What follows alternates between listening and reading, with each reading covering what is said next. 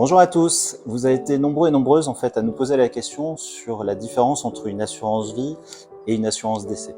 Patrick, cette semaine, vous éclaire sur ces deux produits.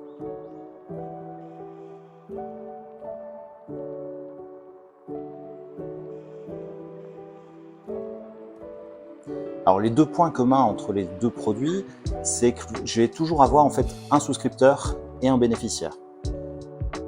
Sur cette partie-là, nous attirons votre attention sur le fait de bien rédiger votre clause bénéficiaire, car il faut qu'elle corresponde en fait totalement à vos souhaits.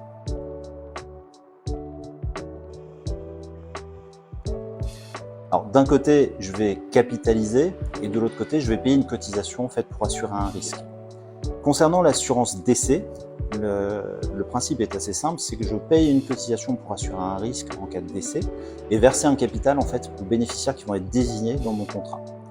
En revanche, sur l'assurance vie, je vais prendre une partie de mon épargne pour verser sur un contrat d'assurance vie et cette partie-là, je vais pouvoir la gérer sur différents supports.